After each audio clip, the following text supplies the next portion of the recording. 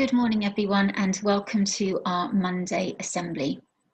In our assemblies last week, we took some time to think about how Jesus and his family, his mum and dad, Mary and Joseph, needed to find somewhere safe to stay just after Jesus was born. And we used the term refuge. And a refuge is a safe place, somewhere where you feel safe from harm and looked after.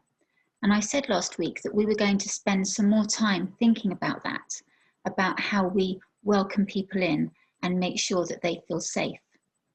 And over Christmas, I found this lovely book called Strictly No Elephants, and it's written by a lady called Lisa Manchev. And I ordered it and read it over the Christmas holidays, and it really made me stop and think about how I meet people, how I react when I meet new people. And I'd like to think that I'm polite to them and I'm friendly and I'm kind, but it made me stop and think about whether or how easily I welcome people in to my life.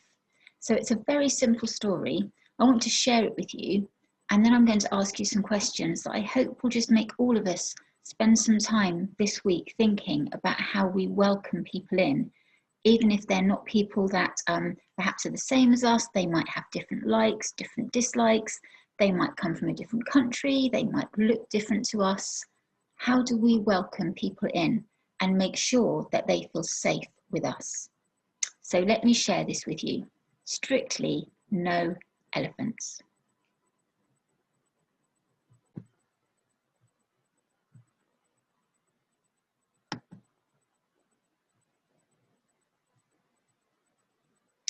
Strictly no elephants.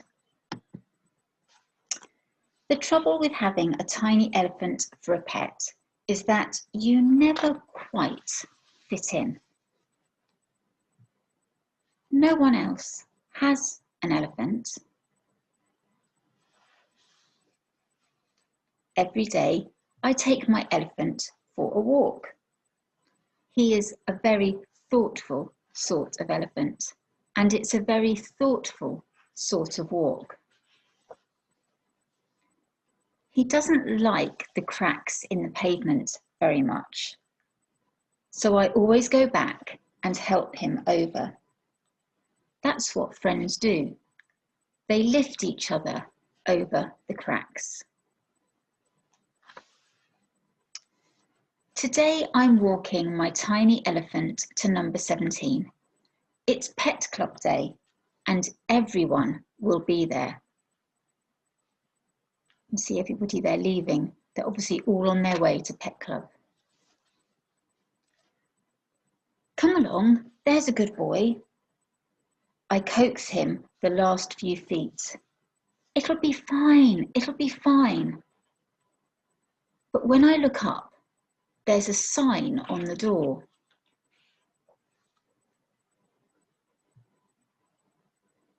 Strictly no elephants. My tiny elephant leads me back to the sidewalk. He doesn't mind about walking on the cracks anymore. That's what friends do. They brave the scary things for you.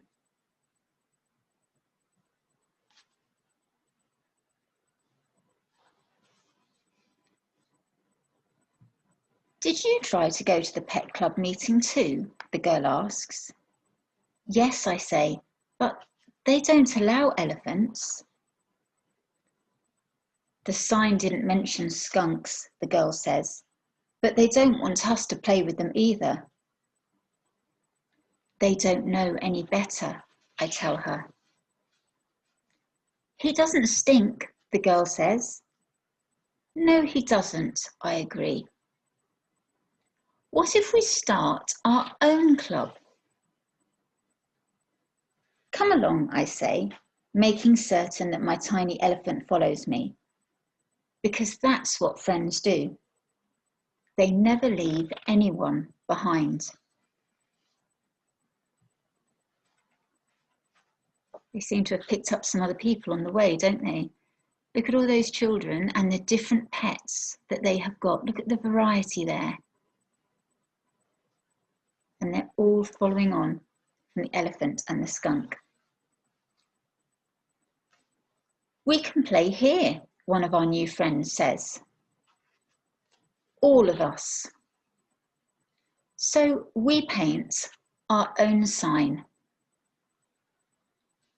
Look at what their sign says. They've crossed out strictly no strangers and no spoil sports. And they've painted in all are welcome. My tiny elephant will give you directions if you need them, because that's what friends do. Such a simple story, isn't it, about how we should make people feel welcome and how our reactions to people are so important. So I wonder if you could think, why do you think the elephant and the skunk weren't allowed to join the pet club? Just think about that first question at the moment. Why do you think the elephant and the skunk weren't allowed to join the pet club? If there's somebody watching Assembly with you, perhaps you could pause the video, but just take some time to discuss together the answer to that question, what you think it might be. And the second question there is, how do you think that made them feel when they got to the pet club and they were turned away? How do you think that made them feel?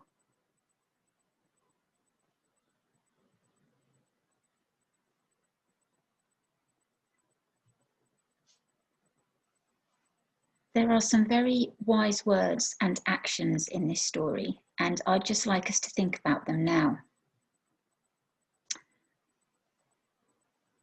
When the little boy with the elephant meets the girl with the skunk, she says, "The sign didn't mention skunks, but they don't want to play with us either."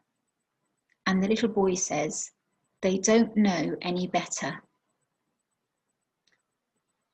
I think what he's telling the girl there is it's nothing to do with her. It's not her fault they don't want to play with the skunk. The people who made that decision don't know any better. They're the ones that are wrong. And it's got nothing to do with her and her skunk, or him and his elephant. You might want to stop and just think about that page and that part of the story. The sign didn't mention skunks, but they still don't want to play with her or her pet.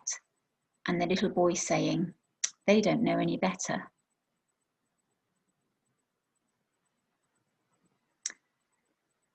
And then the little boy helps us to think about friends and how we treat people.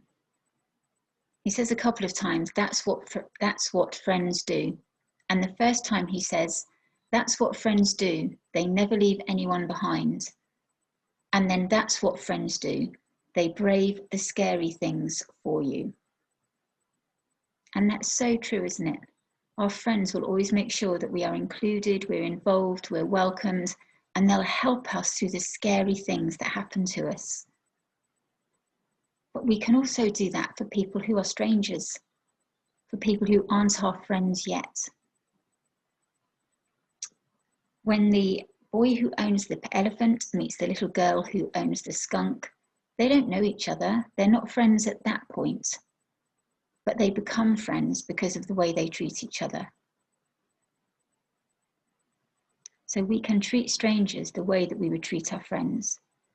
Let's not leave anyone behind, and let's help each other brave the scary things. And then the new pet club made me think. At the new pet club, they don't just let all pets join, they welcome them and make sure they feel welcomed and looked after. They even have somebody on the gate directing people to join their club. They want people to come in and be a part of what they're doing. So different from the first pet club, isn't it? Where they really weren't welcoming people in at all. Such a different feel about it. How do we make sure that people feel welcomed? Do we welcome everyone, not just let them in, but make sure they feel that we are pleased they are with us?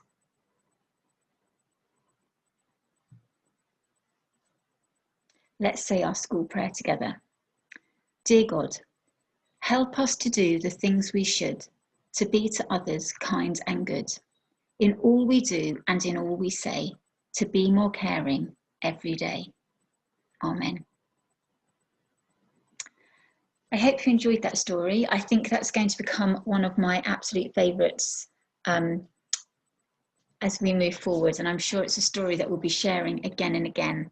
I think it's got a really simple message about not turning people away just because we have a set idea of who should be our friends and who shouldn't be our friends, but making sure that everyone feels welcome and able to join with us. Okay, I hope you have a really good day with your home learning. Remember, just try your best and let your teachers know if there's anything that you're struggling with or finding hard, okay? I hope to see you all soon. Take care, bye.